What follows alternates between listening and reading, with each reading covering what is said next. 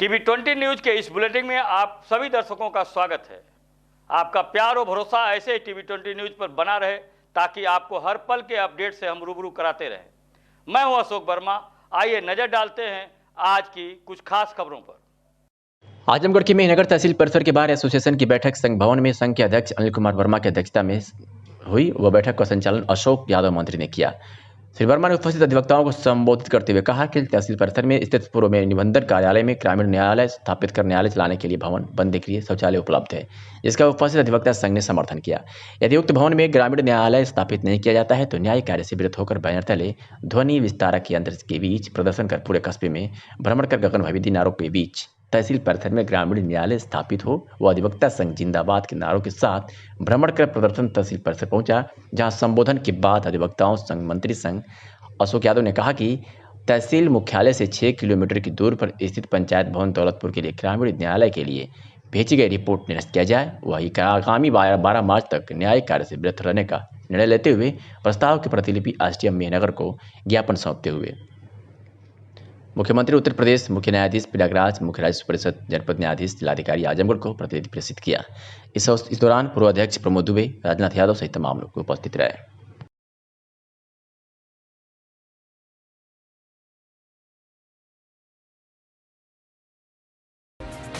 बुढ़नपुर तहसील क्षेत्र के अंतर्गत ग्राम पकवाड़ी मोचल के नंदना गांव में नाबदान की नाली पूरी तरह बजा रही, जिसको लेकर ग्रामीणों ने कई बार संबंधित अधिकारियों कर्मचारियों को भी शिकायत दर्ज कराई, लेकिन इसकी सुनवाई नहीं हुई। ना ही उसका कोई निस्तारण किया गया और ना ही कोई गांव के सफाई कर्मी द्वारा साफ सफाई मौके पर नहीं की गई, जिससे गांव के लोगों में डेंगू, मलेरिया, चिकनगुनिया आदि संक्रमण बीमारी के फैलने का डर बना हुआ है। लोग दहशत में है। हम ग्रामवासी शिकायत करते करते परेशान हैं। जब नाले के ऊपर पानी बहने लगता है तो हम लोग मोटर लगाकर जगह जगह पानी निकालने का काम भी किसी तरह करते हैं। अब हम लोगों को समझ में नहीं आ रहा है कि अपनी परेशानी अब किसके यहाँ करें। लोग गंदा पानी के ऊपर आने जाने को मजबूर है। वही मौजूद रहे ग्रामवासी भागीरथ, उर्मिला सहित शशिकला, कमलावती सहित तमाम लोग मौजूद रहे। नारी बाढ़ में उछली पुल ओर से पानी जाता है ना, रोज रोज पानी उधल जाता, कहाँ उधर के फेंकल जाए जगह ना होता। सफाई कर्मी आता है, सफाई करनी आता है ना, हमें टिका पुल एकदम भटाई गई, सारा सफाई ना करते हैं। हमारा नाम गिरजा प्रसाद है। हम पकवाड़ी मुतलिक नंदना ब्लॉक कतरौलिया, ये ग्राम पंचायत मंगीपुर के निवासी हैं। हमारे गांव की नाली जो है पानी की निकास की जो है लगभग 1.5 साल से एकदम अवरुद्ध है। पानी जगह जगह जमा हुआ है, पानी सड़क पर फैल रहा है। गर्मी की सीजन आ रही है और ये संक्रामक रोग फैलने की संभावना है। हम लोग 1076 पर एप्लीकेशन दिए थे। सफाई कर्मी जो जिनकी नियुक्ति वो आती नहीं, उनके पति कभी कभार आते हैं और वह जब शिकायत की गई तो आए तो धमकी देने लगे। 100 नंबर पर अभी फोन कर रहे हैं, पुलिस आ रही है, आप लोगों को पकड़ के ले जाएगी, और इसके बाद कभी आते नहीं हैं। निकासी न होने के नाते हम लोग जगह जगह मोटर लगा करके अपना पानी दूर फेंक रहे हैं। इसके बाद भी जगह जगह पानी रुका पड़ा है। जिनके पास मोटर वही तो निकालेंगे। आगे आप क्या चाहते हैं? अब हम लोग यही चाहते हैं कि इसका अंतर्राष्ट्रीय महिला दिवस के शुभ अवसर पर अखिल भारतीय ब्राह्मण एकता परिषद महिला प्रकोष्ठ की महिला सदस्य विजय लक्ष्मी उपाध्याय द्वारा नारी शक्ति संस्थान की सचिव डॉक्टर पूनम तिवारी को, व्यापार मंडल की महिला जिलाध्यक्ष व भारतीय जनता पार्टी जिला उपाध्यक्ष बबीता जय रसिया को सम्मान किया गया। इस अवसर पर विजय लक्ष्मी उपाध्याय व मंडल प्रभारी विशाल उपाध्याय व मीडिया प्रभारी जगदम्बा उपाध्याय, डॉक्टर प्रसाद तिवारी, भाजपा नगर महामंत्री अमन गर्ग व अजय जयरसिया उपस्थित रहे। इस अवसर पर डॉक्टर पूनम तिवारी ने कहा कि अंतर्राष्ट्रीय महिला दिवस पर अखिल भारतीय ब्राह्मण एकता परिषद द्वारा किए गए सम्मान से मैं अभिभूत हूं और परिषद इस तरह और महिलाओं और बहनों का सम्मान समय समय पर करे, मैं इसकी कामना करती हूं।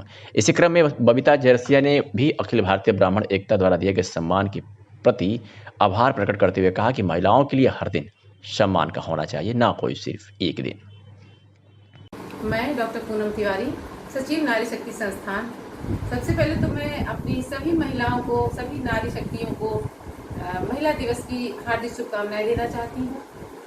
और आज अंतर्राष्ट्रीय महिला दिवस के उपलक्ष्य में अखिल भारतीय ब्राह्मण एकता परिषद से मुझे सम्मानित किया गया है। मैं संस्था की आभारी हूँ और आप सभी से ये अनुरोध करूँगी कि हमारी जितनी भी बहनें हैं, आप सभी बहनों को इसी तरह हर वर्ष सम्मानित करिए। हमारी ढेर सारी शुभकामनाएं। मैं बबीता जय रसिया, बीजेपी जिला उपाध्यक्ष और व्यापार मंडल की महिला अध्यक्ष हूँ। और आज मैं अंतर्राष्ट्रीय दिवस पे सभी महिलाओं को हार्दिक हार्दिक बधाई और शुभकामनाएं देती हूँ। आज मुझे अखिल भारतीय ब्राह्मण एकता परिषद ने मुझे सम्मानित किया है, मैं इनको बहुत बहुत धन्यवाद देती हूँ। और मैं ये कहना चाहूँगी कि महिलाओं के लिए सिर्फ एक दिन नहीं बनना चाहिए, महिलाओं के सब सारे दिन ही महिला के होने चाहिए, क्योंकि महिला को एक दिन स्पेशल करके ये दिखाने की जरूरत नहीं है कि अभी आप स्पेशल आपको बनना है, क्योंकि पुरुष का सम्मान हर दिन होता है तो महिलाओं का भी सम्मान हर दिन होना चाहिए। उसके लिए खास एक दिन है, लेकिन फिर भी मैं आज अंतर्राष्ट्रीय महिला दिवस पे सबको बधाई देती हूँ। धन्यवाद। अंतर्राष्ट्रीय महिला दिवस के महत्वपूर्ण अवसर पर निर्भया सेना के राष्ट्रीय अध्यक्ष सतीश मिश्र बाबा एवं राष्ट्रीय संगठन मंत्री नसरीन के दिशा निर्देश के क्रम में निर्भया सेना से आजमगढ़ द्वारा जिला महिला अस्पताल आजमगढ़ में महिलाओं की सुविधा को लेकर पूर्व में दिए गए ज्ञापन पर जिला चिकित्सा अधीक्षक की तरफ से किए जा रहे दावे का निरीक्षण किया गया। उक्त कार्रवाई से संतुष्ट न होने पर आज पुनः जिला पदाधिकारियों द्वारा जिला चिकित्सा अधीक्षक को विषय के संबंध में स्मरण पत्र दिया गया एवं विषय को गंभीरता से लेने हेतु निवेदन किया गया। इस अवसर पर निर्भया सेना के जिला अध्यक्ष अधिवक्ता सुधांशु राय, जिला प्रवक्ता एंकर अभय तिवारी, जिला महामंत्री प्रवीण उपाध्याय, हिमांशु, आदित्य अग्रवाल, सोनू श्रीवास्तव आदि उपस्थित रहे। बोलिए। नमस्कार, मैं सुधांशु राय, जिला अध्यक्ष निर्भया सेना आजमगढ़। आज अंतर्राष्ट्रीय महिला दिवस के इस महत्वपूर्ण अवसर पर आज हम लोगों ने जिला महिला अस्पताल पर पूर्व में दिए गए 15 जनवरी को जो हमने ज्ञापन दिया था अपने निर्भया सेना संगठन की तरफ से कि महिलाओं को विशेष सुविधा प्रदान की जाए, उनकी सभी ज़रूरतों को पूरा किया जाए। आज उसके संबंध में हमने आज दोबारा उनको रिमाइंडर दिया है CMS मैम को कि जितने भी समस्याएं हैं उसको गंभीरता से उस पर विचार करें और उसको अमल में लाएं, और जो भी समस्याएं हो रही महिलाओं को उसकी देख रेख करने के लिए उसकी बढ़िया से मॉनिटरिंग होनी चाहिए और संगठन की जो मांग है उस पर गंभीरता से विचार करें और उसका अनुपालन कराने के लिए कष्ट करें। क्या कही है मैम ने, क्या कहा? और मैम ने आज बहुत ही हमको हर्ष हो रहा है बताते हुए कि उन्होंने आश्वासन दिया है कि नहीं, वो गंभीरता से विचार कर रही हैं और इस पर जो है प्रयास किया जा रहा है, अमल में लाया जा रहा है। हमने उनको बहुत ही धन्यवाद ज्ञापित किया है हमारे संगठन की तरफ से, बाबा जी की तरफ से। आजमगढ़ के मेहनगर थाना क्षेत्र के अतिबल पट्टी गोपालपुर में मेहनगर कमहरिया मार्ग पर तेज रफ्तार ट्रैक्टर की चपेट में आने से 55 वर्षीय महिला गुजराती की मौत हो गई। रीता और जलेबिया बुरी तरह से घायल हो गए। गुस्साए ग्रामीणों ने मार्ग को जाम कर दिया। सूचना पर पहुंचे स्थानीय पुलिस ने जांच में जुटी और घायल रीता और जलेबिया दोनों को गंभीर अवस्था में सामुदायिक स्वास्थ्य केंद्र मेहनगर जिला अस्पताल भेजा गया। ट्रैक्टर ड्राइवर सहित मौके से फरार हो गए। उप जिलाधिकारी मेहनगर के आश्वासन पर जाम को समाप्त कराया गया और शासन से आर्थिक सहायता परिजनों को दिलाने की बात कही गई। कष्ट होगा नहीं, हमारे थोड़ी, हम तो 200 किलोमीटर दूर है, बहुत नजदीक आ गए, और नहीं तकलीफ होती। अपनी व्यथा थी, आपने रोका, उस समय तक हमने सुना भी नहीं। कष्ट भी है, सबको कष्ट है, हम आपके साथ। उसके बाद कभी कभी भीड़ में ऐसे उग्र होते हैं, एक विधायक जी के लड़के के साथ बदतमीजी हो गई, बदतमीजी नहीं, लड़के ने बदतमीजी की, और उसके बाद पुलिस पे चालू हो गए, हम अपना भीड़ नियंत्रण, फिर विधायक जी से भी भीड़ नहीं निपटी, अपनी किए तो फिर झेले वो लोग बात। मैं माँ के सारा आश्वासन दे दी, सारी मदद अभी भी कह रहे हैं, जो हो सकेगा, जितने द्वार दरवाजे होंगे हम हर जगह खटखटाएंगे। देखिए, एक तो इनको विकलांग नई दिल्ली में हुए बहुचर्चित बाटला हाउस एनकाउंटर से जुड़ी एक केस में साकेत कोर्ट ने आज इंडियन मुजाहिदीन के आतंकी आरिज खान को दोषी करार दिया है। आजमगढ़ के आरिज के दोषी करार होते ही शहर के आसपास व गांव में सन्नाटा पसर गया है। परिजन कुछ भी बोलने से इनकार कर रहे हैं। सूत्रों के अनुसार बटला कांड के बाद चर्चा में आया आरिज उर्फ जुनैद शुरू से ही होशियार था और इंजीनियरिंग की पढ़ाई करने के दौरान उसके संबंध ऐसे लोगों से हो गया था जो देश विरोधी गतिविधियों में लिप्त थे। आपको बता दें कि जिसमें 2008 में मुठभेड़ के दौरान आतंकी आरिज फरार हो गया था। अदालत ने आज यह कहा कि यह साबित हो गया है कि एनकाउंटर के वक्त खान भागने में कामयाब हो गया था। अदालत ने खान को आईपीसी की कई धाराओं में दोषी पाया है। उसे आर्म्स एक्ट की धारा 27 के तहत भी दोषी करार दिया गया है। साकेत कोर्ट ने कहा है कि आरिज ने सरकारी कर्मचारियों को चोट पहुंचाई थी। आरिज ने ही इंस्पेक्टर मोहन चंद शर्मा पर गोली चलाई थी। आरिज खान को कितनी सजा होगी, अदालत इसकी घोषणा 15 मार्च को दोपहर 12 बजे करेगी। एक दशक तक कथित तौर पर फरार रहने के बाद फरवरी 2018 में दिल्ली पुलिस की स्पेशल सेल ने उसे गिरफ्तार किया था। आपको बताते चले कि 13 सितंबर 2008 को दिल्ली में सीरियल बम ब्लास्ट हुए थे। जांच में पता चला था कि धमाका इंडियन मुजाहिदीन ने कराया। 19 सितंबर 2008 इंजीनियर मुजाहिदीन के आतंकियों की सूचना मिली। बटला हाउस के एक फ्लैट में आतंकियों के रहने की खबर मिली। इंस्पेक्टर मोहन चंद शर्मा टीम के साथ बटला हाउस पहुंचे। मौके पर मौजूद आतंकियों ने पुलिस टीम पर गोली चलाई। आतंकियों की फायरिंग में इंस्पेक्टर मोहन चंद शर्मा शहीद हुए थे। पुलिस ने मुठभेड़ में 2 आतंकियों को मार गिराया था।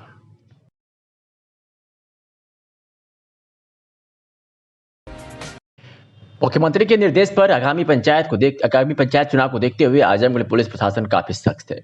पुलिस अधीक्षक सुधीर कुमार सिंह के निर्देश पर पूरे जनपद में शराब तस्करों व नकली शराब बनाने वालों पर लगातार कार्रवाई की जा रही है। इसी क्रम में तरवा पुलिस ने मनीष व 7 अन्य शराब तस्करों के खिलाफ गैंगस्टर की कार्रवाई की गई है। पुलिस अधीक्षक नगर पंकज कुमार पांडे ने बताया कि थाना तरवा में नकली शराब बनाने व शराब तस्करी करने वाले गिरोह के ऊपर पहले भी कार्रवाई हो चुकी है और आज भी पुलिस गैंगस्टर की कार्रवाई की है। आइए सुनाते हैं कि पुलिस अधीक्षक नगर पंकज कुमार पांडे ने क्या कुछ कहा।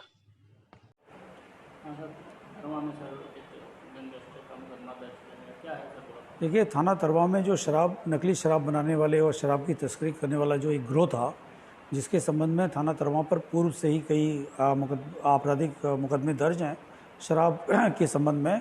उनके विरुद्ध मनीष आदि 7 नफर के विरुद्ध मुकदमा अपराध संख्या 30 अंतर्गत धारा यूपी गैंगस्टर अधिनियम पंजीकृत किया गया। इसमें कार्रवाई की जा रही है। सभी अभियुक्तों को गिरफ्तार करके जेल भेजा जाएगा।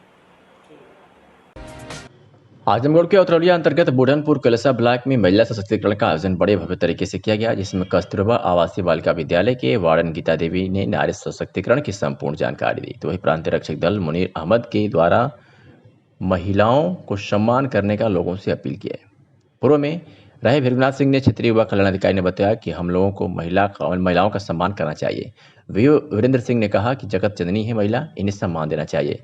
कार्यक्रम में भारी संख्या में महिलाएं रही। आइए सुनाते हैं कि अखिलेश मिश्रा ने क्या कुछ कहा इस दौरान। राष्ट्रीय महिला दिवस है, जिसमें आप महिलाओं को क्या क्या संदेश दिए, इसके बारे में बताइए। आज अंतर्राष्ट्रीय महिला दिवस के अवसर पर महिलाओं को बुलाया गया था और उनको महिलाओं के प्रति जो अन्याय और असमानता है, लिंग भेद है, उस पर बहुत सारे लोगों ने अपना विचार रखे। उसमें मैडम कस्तूरबा गांधी की अध्यापिका ने अपने विचार रखे। इसके साहब ने अपने विचार रखे। भूमि विकास बैंक के अध्यक्ष विजय सिंह जी द्वारा भी अपने विचार को बहुत प्रभावी ढंग से रखा गया। महिलाओं की तरफ से भी अपनी जो व्यथा है, वेदनाएं हैं, उसको उन्होंने बड़े रखा और हम लोगों ने पूरा निर्णय लिया कि कहीं भी इस तरह का भेदभाव होता है तो हम लोग मिल करके उसका सामना करेंगे। महिलाओं ने भी ये शपथ लिया। सर, क्या इसमें इन लोगों का कोई जो ऐसा चिन्ह लगाया जाएगा जिससे महिला सशक्तिकरण का जो है देखने को बराबर मिलेगा गांव के? ये हम लोग ऑलरेडी इसको लेकर के सेंसिटाइज कर रहे हैं। महिलाएं भी अवेयर हो रही हैं अपने अधिकारों को लेकर के, और ये महिलाएं आई हैं गांव में जा कर के अपनी बातों को यहाँ से जो सीख रही हैं और समझ रही हैं। और इसके अलावा स्वयं सहायता समूह के माध्यम से हम लोग ये महिला अधिकारों को प्रति जो जिस तरह की ये समस्याएं हम लोग महिलाएं फेस कर रहे हैं, उसको बहुत जल्दी।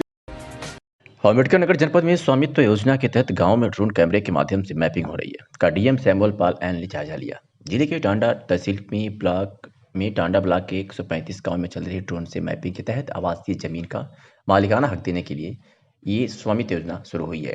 अब तक कुल 80 गाँवों की ड्रोन मैपिंग हो चुकी है। तो खबर अम्बेडकर नगर से है, जहां स्वामित्व योजना के तहत गाँव में ड्रोन कैमरे के माध्यम से जो मैपिंग हो रही है उसका आज जिलाधिकारी ने जायजा लिया है। शहर के ठंडे सड़क स्थित मानसरोवर होटल में आम आदमी पार्टी के आजमगढ़ जनपद के चुनाव प्रभारी अनुप कुमार पांडे, प्रदेश उपाध्यक्ष राजेश यादव और जिला अध्यक्ष रविंद्र यादव ने पंचायत चुनाव के प्रत्याशियों के साथ बैठक की। अब तक आजमगढ़ जनपद में आम आदमी पार्टी से चुनाव लड़ने के लिए 20 प्रत्याशियों ने आवेदन किया है। बैठक को संबोधित करते हुए चुनाव प्रभारी अनुप कुमार पांडे ने कहा कि सभी लोग अपने क्षेत्र जनसंपर्क साथ बैठकों का दौर जारी रखें। आप लोगों को बाहुबल, पूंजीपतियों, गुंडों, माफियाओं से लड़ना पड़ेगा, लेकिन आप हिम्मत मत हारिएगा, क्योंकि आप लोकतंत्र के रक्षक हैं। आपके पास ईमानदार राजनेता अरविंद केजरीवाल है। उनके द्वारा दिल्ली में किया गया कार्य है। लोगों को दिल्ली का विकास मॉडल बताकर अपने पक्ष में वोट करने की अपील करें। उपाध्यक्ष राजेश यादव ने बताया कि जिन प्रत्याशियों ने आवेदन किया है कि पार्टी द्वारा अतिरिक्त सर्वे कराकर अतिशीघ्र उनके नामों की घोषणा कर दी जाएगी। आजमगढ़ जनपद में पुलिस अधीक्षक के निर्देशानुसार अपराध व अपराधियों पर नियंत्रण हेतु चलाए जा रहे अभियान के तहत आज जनपद की विभिन्न थानों की पुलिस को बड़ी सफलता हाथ लगी है। थाना महाराजगंज पुलिस ने एक वारंटी को जहां गिरफ्तार करने में सफलता हासिल की है, तो वही थाना बड़ौदा की पुलिस ने भी अवैध कच्ची शराब के साथ 2 अभियुक्तों को गिरफ्तार किया है। बात करें और थाना गंभीरपुर पुलिस की, तो हत्या के आरोपी को गंभीरपुर पुलिस ने भी गिरफ्तार करने में बड़ी सफलता हासिल की है। इस तरह की हुई कार्रवाई से अपराध के में हड़कंप मचा हुआ है, तो जनपद के लोगों ने राहत भरी सांस ली है। ग्रामीण पुनर्निर्माण संस्थान बिलारी बढ़िया द्वारा आयोजित अंतर्राष्ट्रीय महिला दिवस का आयोजन क्षेत्र के उच्च प्राथमिक विद्यालय थिरई पट्टी अथरौलिया में मनाया गया। उक्त कार्यक्रम में महिलाओं की सहभागिता, अधिकार तथा सशक्तिकरण आदि विषयों पर प्रकाश डाला गया। इस अवसर पर स्कूल की बच्चियों द्वारा बेटी बचाओ बेटी पढ़ाओ पर नाटक प्रस्तुत किया गया, जिसकी लोगों ने काफी सराहना की। इस कार्यक्रम की मुख्य अतिथि प्रीति उपाध्याय, महिला कल्याण अधिकारी आजमगढ़ रही। कार्यक्रम का संचालन राजदेव चतुर्वेदी ने किया। कार्यक्रम का मुख्य उद्देश्य महिलाओं को, विशेषकर महिला किसानों को प्रगति में आने वाली बाधाओं को संशोधित करना और स्थानीय नागरिक समाज संगठनों के माध्यम से उनके सशक्तिकरण को बढ़ावा देना है, जिनके कार्यक्षेत्र विकासखंड अथरौलिया के 15 ग्राम पंचायत के 20 गांव सम्मिलित हैं और इस कार्य क्षेत्र की कुल परिवारों की संख्या 3146 है। क्या कुछ कहा अनु सिंह, जिला समन्वयक महिला कल्याण विभाग आजमगढ़ ने, आपको सुनवाते हैं। यहाँ पे क्या विचार रखा गया इसके बारे में? आज यहाँ अंतर्राष्ट्रीय महिला दिवस मनाया जा रहा है। इसमें यही प्रेरणा दी जा रही है महिलाओं को कि महिलाएं किसी भी स्तर से कम नहीं हैं। यहाँ महिलाओं को यही प्रेरणा दी जा रही है, वो घर हो या बाहर हो, किसी भी क्षेत्र में है, वो किसी भी क्षेत्र में कम नहीं है, किसी भी चीज़ से वो कम नहीं है। इसलिए उनकी जो स्वावलंबन है, नारी सुरक्षा, नारी सम्मान और नारी स्वावलंबन, उनको बनाने के लिए ये एक छोटा सा कार्यक्रम आयोजित किया गया है, जिसमें कि महिलाओं, सरकार द्वारा जितनी भी योजनाएं चल रही हैं, सारी योजनाएं महिलाओं तक पहुँचे और महिलाओं उनकी जानकारी लें, भरपूर जानकारी लें, जागरूक बने और अपने अधिकारों को पहचानें। कोई संदेश देना है महिलाओं के नाम, यहाँ पे बताइए इनके बारे में। हाँ, महिलाओं को हम यही संदेश देना चाहते हैं कि वो अपने आप को कभी भी कमज़ोर नहीं समझें, क्योंकि महिलाओं की आत्मशक्ति जो है वो क्या होती है, कम हो जाती है। अगर 4 पुरुष है, अगर 1 महिला है, तो वहाँ उनकी आत्मशक्ति कम हो जाती है, क्योंकि वो अपने आप को हीन समझने लगती हैं। तो हमारा महिलाओं को यही प्रेरणा है, यही हम कहना चाहते हैं कि वो किसी भी क्षेत्र में कम नहीं है और उनका जो आत्मविश्वास है, अगर उनका आत्मविश्वास बना हुआ है तो वो 4 पुरुषों के बीच में भी बलवान कहाएंगे। आजमगढ़ के अथरौलिया अंतर्गत बुढ़नपुर से खबर है, जहां बुढ़नपुर में राजकीय पशु चिकित्सालय कोयलसा उप मुख्य चिकित्सा अधिकारी डॉक्टर पंकज मोहन की अध्यक्षता में ग्लैंडर और फारसी बीमारी के लिए सभी घोड़े भाइयों को एवं अन्य पशु पालकों को जागरूक किया। यह बीमारी बहुत ही खतरनाक, लाइलाज एवं पशु से मानव में फैलाने वाली होती है, इसलिए हमारे पशुपालक सतर्क और सजग रहें। कार्यक्रम को संबोधित करते हुए डॉक्टर भानु प्रताप ने कहा कि झोला छाप हकीम नईम से पशुपालकों पशुओं की बीमारी से संबंधित दवाई न लें। वही संचालन कर रहे doctor Bhanu Pratap, doctor Dilip Kumar Rajesh Yadav, Manoj Dubey, pharmacist अवधिक कुमार वर्मा, अन्य स्टाफ उपस्थित रहे। इस दौरान क्या कुछ कहा डॉक्टर भानु प्रताप ने, सुनवाते हैं आपको। ग्लैंडर फारसी बीमारी के बारे में जो है आप लोगों को प्रशिक्षण दे रहे थे, उसमें क्या आप कहना चाहेंगे? प्रशिक्षण सर इसलिए दिया जाता है क्योंकि ये बीमारी जूनोटिक का मतलब ये है कि ये बीमारी पशुओं से आदमी में फैलती है, इसलिए इस पर बहुत ज़्यादा कंसंट्रेट होकर के और समझदारी पूर्वक हमें अपने सभी पशुपालक भाइयों से लेकर के सभी जितने भी पशु से संबंधित हैं सबको जागरूक कराना है, क्योंकि ये ऐसी बीमारी है जो पशुओं से आदमी में फैलती है, इसीलिए इसे जूनोटिक कहा जाता है। मेनली तो ये घोड़े में होती है, घोड़े के साथ साथ गधे, खच्चर, बिल्ली, कुत्ते, इन सब में होती है, लेकिन इसके लार से, सलाइवा से, सांस से, इसके फीसेस से जो भी रेसिड्यू निकल रहे हैं उन सब से आदमी में फैलती है और ये लाइलाज है, इसलिए इसको जागरूक। आजमगढ़ जिले के नीबी बुजुर्ग गांव के पास शराब सेल्समैन की गोली मारकर हत्या की गई है। पुराने रंजिश का मामला बताया जा रहा है, एसपी सिटी ने जानकारी दी है। गोली मारकर हत्या की गई है, परिजनों ने नामजद रिपोर्ट दर्ज कराई है। आपको बता दें कि मुबारकपुर थाने के लछनपुर बम्हौर गांव के निवासी 30 वर्षीय युवक अंगद यादव बैठौली स्थित एक शराब की दुकान पर सेल्समैन का काम करता था। सोमवार की रात दुकान से अंगद अपने घर के लिए निकला, लेकिन वह घर नहीं पहुंच पाया। परिजन सुबह उसे खोजने लगे तो पता चला कि सागड़ बम्हौर मार्ग पर 6 लेन क्रॉसिंग के निकट खेत के किनारे एक शव पड़ा हुआ है। परिजन मौके पर पहुंचे तो उसकी शिनाख्त अंगद यादव के रूप में हुई। सूचना पुलिस वालों को मिली तो मौके पर पहुंचकर पुलिस वालों ने शव को पोस्टमार्टम के लिए भेज दिया और हत्या के कारणों का पता लगाने में जुट गई। इस सिलसिले में मृतक के चचेरे भाई इंद्रजीत यादव ने पुलिस को नामजद तहरीर दी, जिसके आधार पर पुलिस ने प्राथमिकी दर्ज कर आरोपियों की धरपकड़ के लिए टीमें गठित कर दी है। थाना प्रभारी अखिलेश कुमार मिश्रा ने बताया कि अभियुक्तों की गिरफ्तारी के लिए कई स्थानों पर लगे सीसीटीवी कैमरे से फोटो लेने का प्रयास किया जा रहा है। ने दावा किया है कि इस हत्या का शीघ्र ही खुलासा कर दिया जाएगा। क्या कुछ कहा मृतक के परिजनों ने और पंकज पांडे, पुलिस अधीक्षक नगर आजमगढ़ ने, आपको सुनवाते हैं।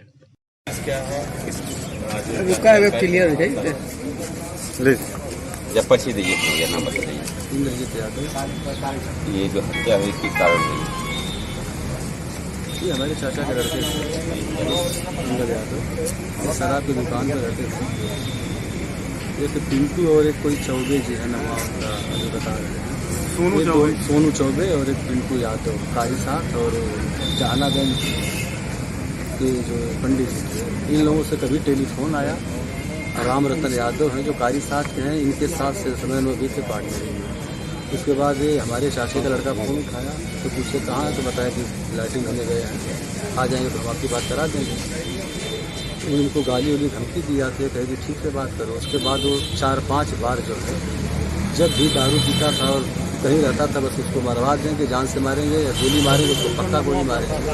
इस तरह का उसका जो है बार बार बयान आता था कि हम उसको मारेंगे। और कई बार धमकी दिया और ये हैं हमारे साथ, इनसे बयान ले लीजिए, इनको मानिए ज़्यादा जानकारी है। क्या बजे घटना है? क्या बजे की? तो मेरे ख्याल से 10 बजे के बाद दुकान बंद किए हैं और वहाँ से निकले हैं तो लोग सिधारी से पीछा करके, कुछ लोग पुल के पास थे जो ओवर ब्रिज बनी है और कुछ लोग उसके पीछे सिधारी से होते हुए नामजद तहरीर दी जा रही है। नामजद तहरीर दी जा रही है।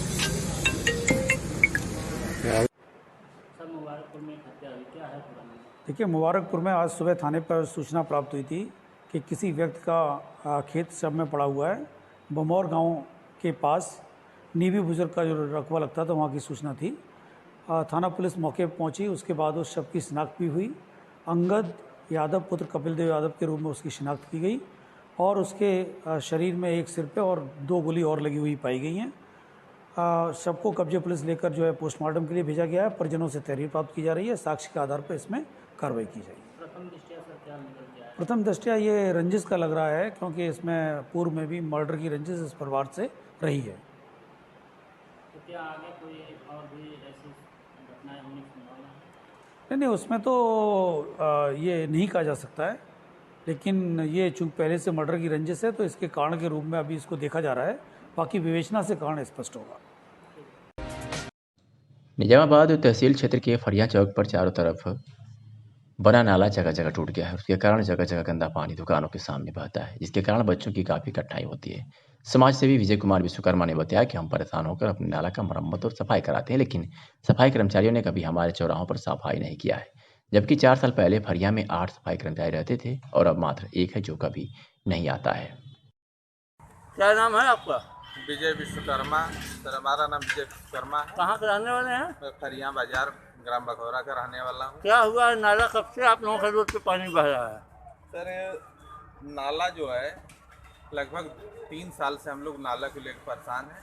जगह जगह जाम होने के कारण पानी पास नहीं कर रहा है, जिसकी वजह से हर जगह जो है ओवरफ्लो के बाहर की तरफ निकल रहा है।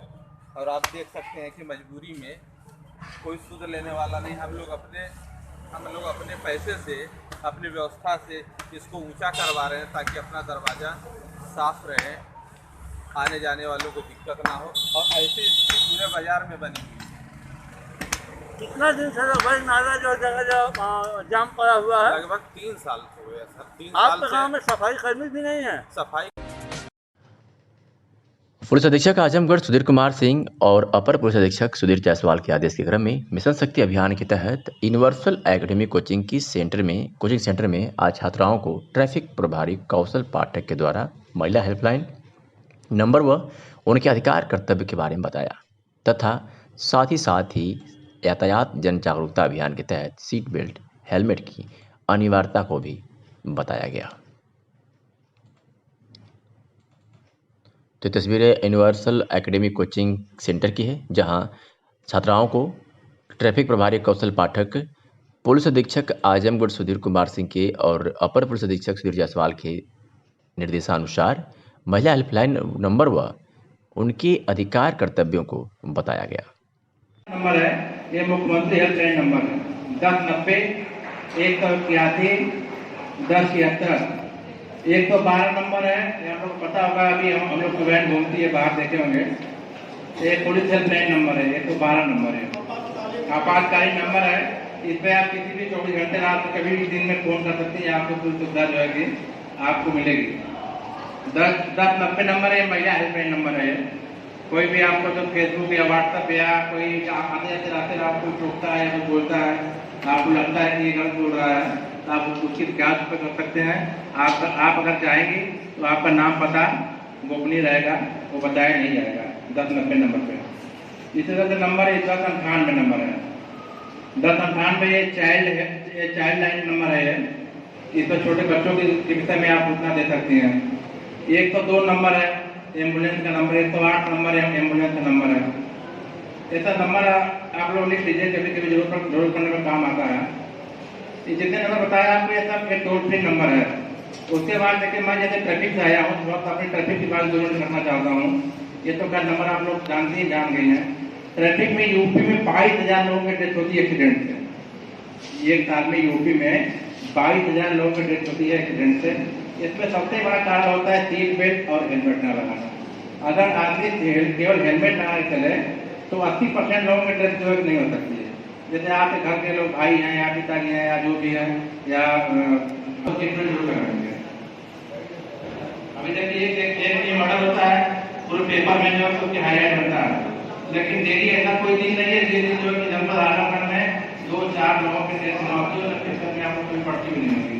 मृत्यु चाहे एक्सीडेंट से मरे, चाहे वो गोली से मरे, नुकसान होता है, लेकिन उसको हाईलाइट नहीं करते हैं। अभी एक गोली लग जाएगी तो उसके लिए तमाम नेतागिरी शुरू होगी, हाईलाइट होगा, पेपर में चलेगा। निवेदन ये है कि आप लोग हेलमेट का भी प्रयोग करवाएंगे और स्वयं करेंगे, तो आप लोग पढ़िए, ज़्यादा समय नहीं लेंगे। अम्बेडकर नगर में केंद्रीय औद्योगिक सुरक्षा बल स्थापना दिवस पर वृद्धाश्रम में सहायता शिविर का आयोजन हुआ। सुरक्षा सप्ताह के अवसर पर वृद्धजनों हित सहायता शिविर का आयोजन किया गया, जिसका शुभारंभ वृद्धा आश्रम संचालक SP शुक्ला एवं केंद्रीय औद्योगिक सुरक्षा बल इकाई NTPC टांडा उप कमांडेंट प्रदीप मोर द्वारा संयुक्त रूप से दीप प्रज्वलित कर किया गया। प्रदीप मोर के नेतृत्व में अकबरपुर के दाहिरपुर स्थित वृद्धाश्रम में रह रहे सभी वृद्धाजनों को NTPC इकाई टांडा के बल सदस्यों के सहयोग से अन्न एवं वस्त्र दान किया गया। प्रदीप मोर ने बताया कि वृद्ध लोगों की मदद करना एक नेक कार्य है। वृद्ध नागरिक समाज की अमूल्य विरासत होते हैं, उन्होंने देश और समाज को बहुत कुछ दिया होता है। मोर ने यह भी बताया कि वृद्धों को जीवन के विभिन्न क्षेत्रों का व्यापक अनुभव होता है। समाज, परिवार एवं राष्ट्र को ऊंचाइयों पर ले जाने के लिए वरिष्ठ नागरिकों के अनुभव से हम लाभ उठा सकते हैं। आज वृद्धाश्रम में वस्त्र का वितरण किया जा रहा है, क्या पूरा मामला? CSF स्थापना दिवस के अवसर पर 3 मार्च से लेकर 10 मार्च के बीच में सिक्योरिटी वीक का आयोजन किया जा रहा है। इसी सिक्योरिटी वीक के कार्यक्रम के दौरान हम लोग आज वृद्धाश्रम में आए हैं तथा सामाजिक कल्याण के कार्यों में जो हमारे बल के लोग हैं काफ़ी लंबे समय से लगे रहे हैं। देश सेवा के साथ साथ हमारा उद्देश्य है कि समाज का कल्याण भी होता रहे, और इसी कड़ी में आज हम लोगों को वृद्धाश्रम में आने का मौका मिला। यहाँ पर समस्त प्रबंधकगण सभी लोगों ने बहुत अच्छा व्यवस्था कर रखा है। जितने भी वृद्ध लोग यहाँ पर मौजूद हैं सभी लोग खुश हैं, और CSF का भी यही मकसद है कि समाज कल्याण के कार्यों में हम लोग अपना योगदान इसी प्रकार देते रहें। धन्यवाद।